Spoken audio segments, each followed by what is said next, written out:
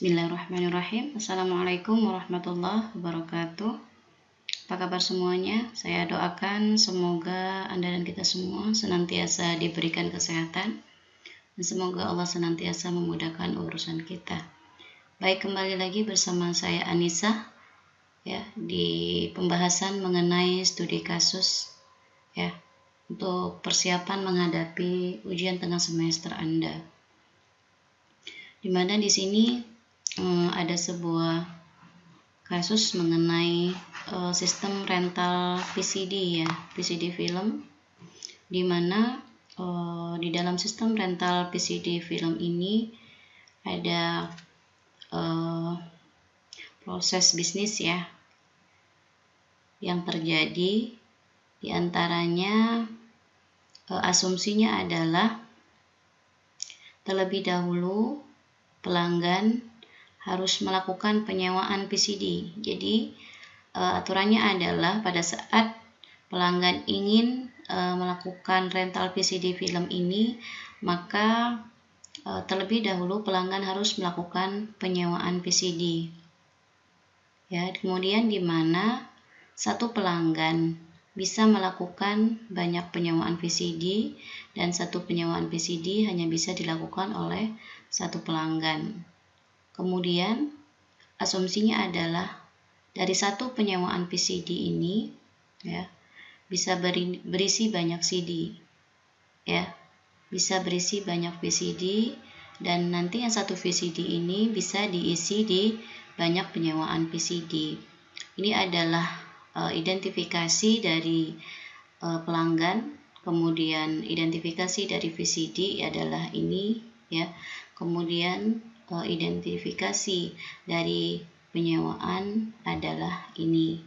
Nah, berdasarkan kasus di atas, Anda diminta untuk membuatkan diagram IR lengkap dengan atribut dan cardinality-nya atau cardinalitasnya. Kemudian Anda diminta untuk transformasi dari diagram IR ini ke LRS.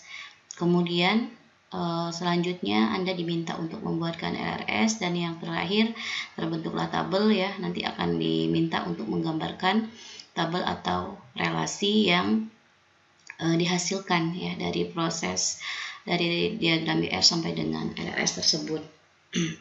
Baik, kita akan melakukan penyelesaian studi kasus yang ini ya. Yang pertama yang harus kita lakukan adalah dari kalimat yang pertama, terlebih dahulu pelanggan harus melakukan penyewaan PCD. Maka di sini kita bisa mengambil kesimpulan dari satu kalimat ini ya. Terlebih dahulu pelanggan harus melakukan penyewaan, mana yang merupakan entitas ya. Seperti yang sudah kita pelajari di pekan-pekan sebelumnya, bahwasanya kita telah membahas mengenai apa itu entitas ya. Jadi dari kalimat ini kita bisa menyimpulkan pelanggan ya. Pelanggan merupakan suatu entitas ya. Kemudian penyewaan ya.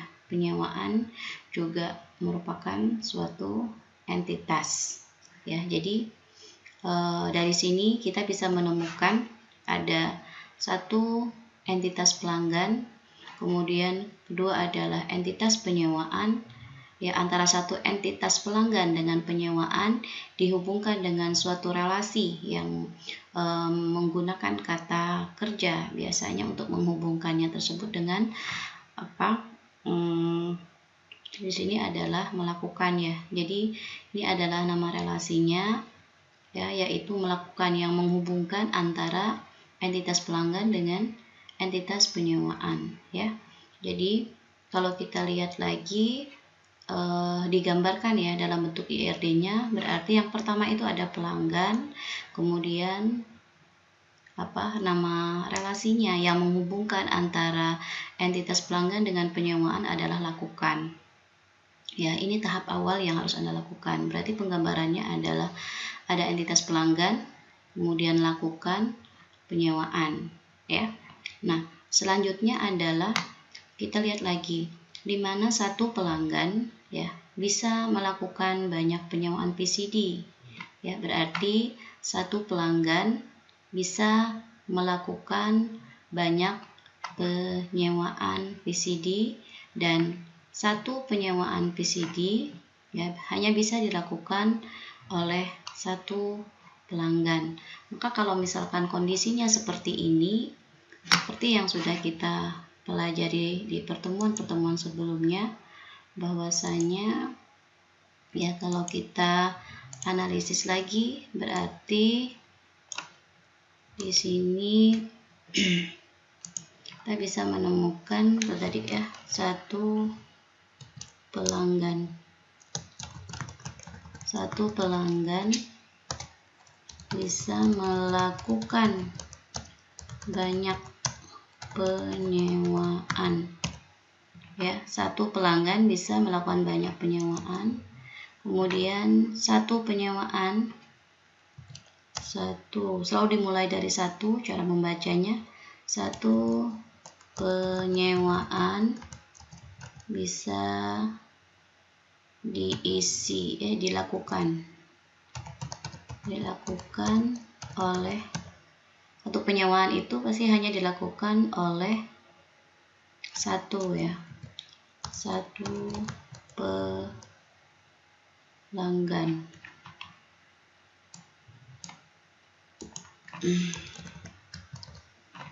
Oke, selalu dimulai dari satu. Cara membacanya, satu pelanggan bisa melakukan banyak penyewaan, berarti banyak ini kita ganti dengan M. Kemudian satu selalu dimulai dari satu ya. Satu penyewaan dilakukan oleh satu pelanggan. Berarti kita bisa menyimpulkan di sini ya bahwasanya M ya untuk penyewaan dan satu untuk pelanggan.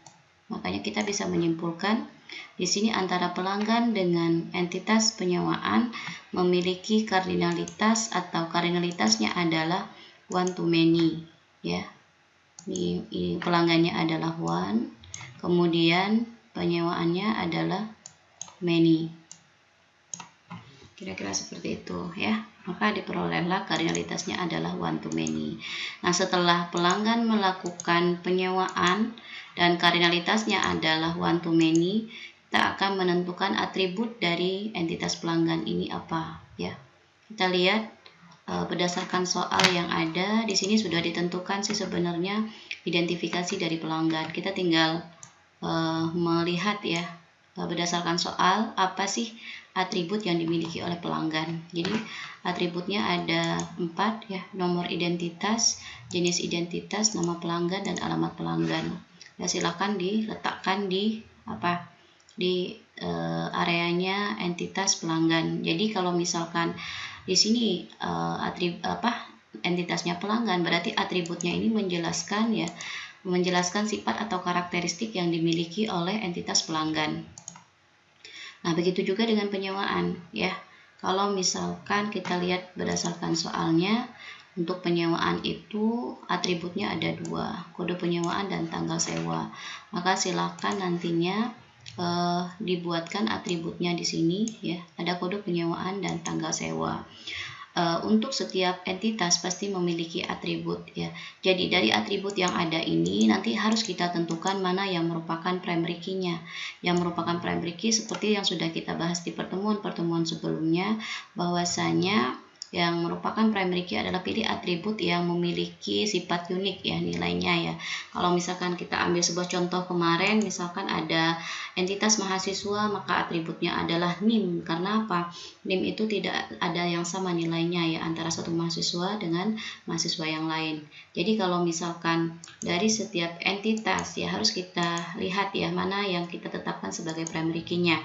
Kalau misalkan kita lihat di sini, primary key-nya adalah pasti nomor identitas, karena nomor identitas itu akan bersifat unik karena tidak ada satupun pelanggan yang memiliki nomor identitas yang sama. Kemudian yang merupakan primary key silahkan diberi garis bawah untuk membedakan antara mana yang merupakan primary key dan mana yang bukan merupakan primary key. Begitu juga dengan di penyewaan ya, yang unik itu adalah atribut kode penyewaan, silahkan diberi garis bawah. Nah, selanjutnya adalah di dalam menggambarkan entity relationship diagram ini, ya kita juga harus menentukan atribut untuk relasinya. Di mana untuk menentukan atribut dari relasi ini, kita harus melihat tingkat kardinalitasnya antara satu entitas dengan entitas yang lain. Kalau kardinalitasnya adalah one to many, maka atribut untuk relasi diambil dari primary key yang ada di entitas kiri dan kanannya. Berarti di sini atributnya adalah nomor identitas dan kode penyewaan, ya. Kemudian kedua entitas ini silakan Anda beri garis bawah, ya. Nah, selanjutnya adalah berdasarkan studi kasus ini, kita tadi sudah sampai sini ya analisisnya ya. Nih. Nah, kemudian di sini kita lihat lagi satu penyewaan VCD berisi banyak VCD, berarti di sini akan ada hubungan ya antara entitas penyewaan ini dengan VCD. Maka di sini kita buatkan penyewaan itu nama relasinya adalah isi ya, isi ya, ini berisi banyak VCD dan satu VCD bisa diisi di banyak penyewaan VCD. Nah, kalau misalkan kita lihat lagi ya, berarti ada hubungan antara penyewaan dengan VCD. Dimana kalau kita lihat asumsinya tadi, bahwasanya satu penyewaan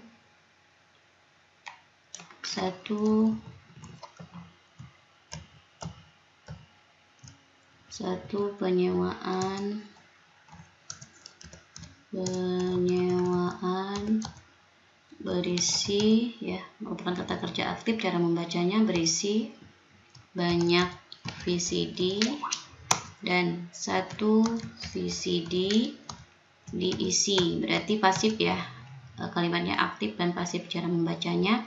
Satu VCD bisa diisi di banyak penyewaan. Berarti bisa kita simpulkan yang pertama, yang satu-satu ini diabaikan, kita lihat ya. Berarti VCD ini kardinalitasnya adalah M ya. Kemudian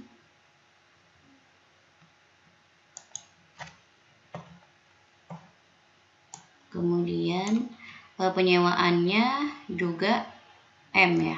Berarti kita bisa menyimpulkan bahwa tingkat kardinalitas antara penyewaan dengan VCD adalah many to many ya, seperti yang sudah kita bahas di pekan-pekan sebelumnya ya. Berarti kalau ini MM bukan ditulis MM, akan tetapi salah satunya ada M, satunya lagi ada N ya. Jadi MN ya. Kalau kardinalitasnya adalah many to many ya. Nah, setelah kita menentukan ya tingkat kardinalitas antara penyewaan dengan VCD, di soal juga di studi kasus ini juga sudah ditentukan ya atribut dari VCD itu apa. Tinggal dipindahkan saja gitu ya ke entitas VCD ya, ini yaitu kode VCD-nya, judul, jumlah keping, dan jumlah film. Nah, selanjutnya untuk melakukan atau menentukan atribut untuk relasi ini, relasi isi, maka seperti yang sudah kita bahas di pertemuan-pertemuan sebelumnya, bahwasanya cara menentukan atribut untuk relasi isi ini tetap melihat kardinalitasnya ya. Jadi kalau kardinalitasnya adalah many to many, maka atribut untuk relasi sama sih sebenarnya, tinggal diambil dari primary key yang ada di entitas kiri dan kanannya. Selanjutnya adalah ditambah lagi dengan minimal ya, minimal satu atribut tambahan, yaitu di sini atribut tambahannya adalah quantity, karena jumlah penyewaan ini pasti akan berbeda ya antara satu VCD dengan VCD yang lain. Kemudian ada harga juga kalau mau ditambahkan. Jadi minimal harus ada satu atribut tambahan ya. Jadi dari sini kita bisa berdasarkan soal tadi kita bisa menggambarkan ya, menggambarkan entity relationship diagramnya seperti ini gitu ya. Ini adalah simbol entitas, ini adalah simbol relationship-nya. Setiap entitas memiliki atribut, kemudian akan ada tingkat kardinalitas antara satu entitas dengan entitas yang lainnya. Ya. Nah, setelah menggambarkan IRD, ya, selanjutnya kita akan menggambarkan transformasi IRD ke LRS. Bagaimana cara menggambarkannya? Cara menggambarkannya adalah jiplak ya. Jadi harus sama persis dengan IRD-nya ini ya. IRD-nya silakan digambarkan kembali ya. Kemudian yang membedakannya kalau di transformasi ini kita akan melakukan pengelompokan gitu ya. Nanti kita akan menentukan relasi ini akan ikut ke entitas yang mana. Karena ada acuannya untuk melakukan transformasi seperti teori yang sudah kita bahas, bahwasanya kalau kardinalitasnya adalah one to many, maka relasi akan ikut ke many. Ya, relasi akan ikut ke many. Makanya di sini kotaknya silahkan dibuatkan kotak garis putus-putus seperti ini. Kemudian yang one-nya akan dikotakin sendiri. Nah, kalau kardinalitasnya adalah many to many, maka relasi ini tidak ikut ke penyewaan, dia juga tidak ikut ke VCD. Akan tetapi dia akan dikotakkan sendiri seperti ini.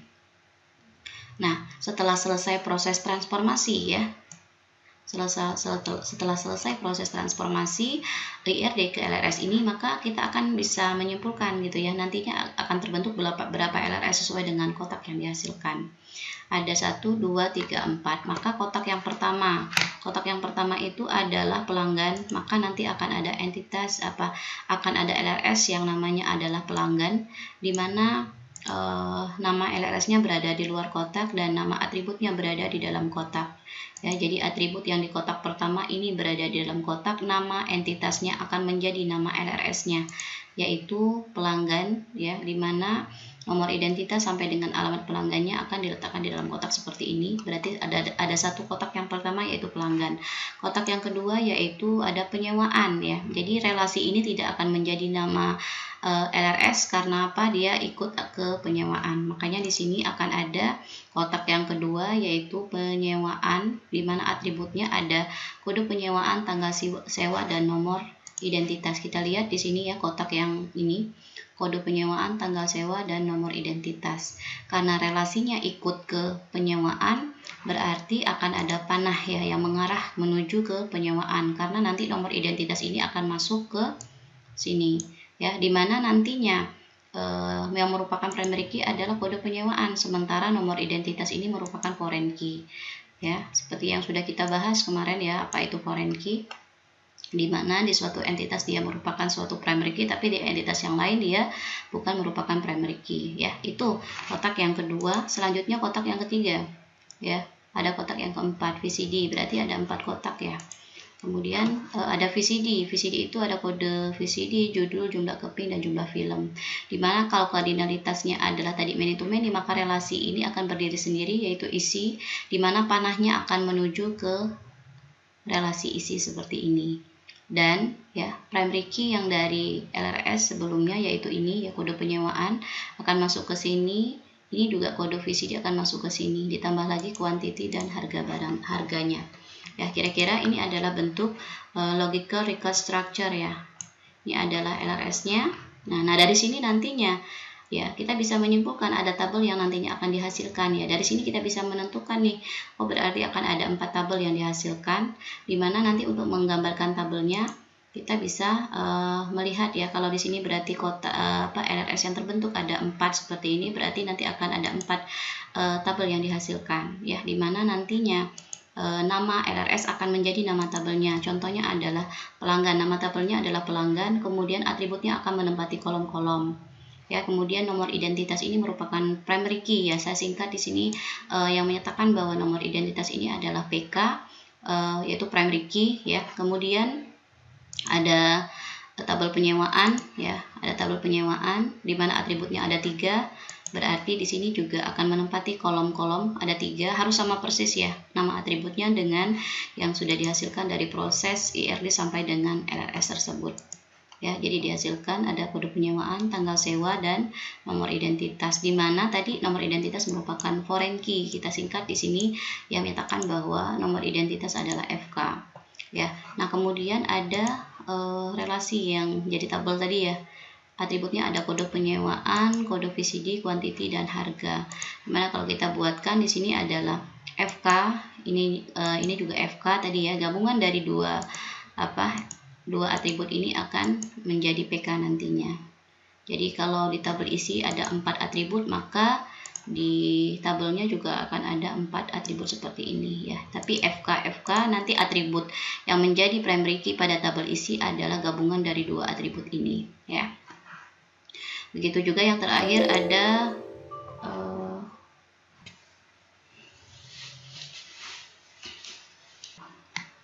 mohon maaf tadi baterainya low ya. Kita lanjutkan lagi ya tadi ya. Berarti saya ulangi lagi, di sini ada tabel isi tadi ya, atributnya ada 4, kemudian ini FK gabungan dari dua atribut ini akan menjadi PK ya. Jadi dari LRS ini terbentuklah LRS, kemudian kita buatkan LRS-nya sampai dengan terbentuknya tabel. Nah, mungkin cukup sekian ya untuk penjelasan mengenai studi kasus ini ya. Mudah-mudahan bisa dipahami ya. Mungkin cukup ya untuk video pembelajaran kali ini ya. Insya Allah kita lanjutkan lagi di video pembelajaran selanjutnya ya.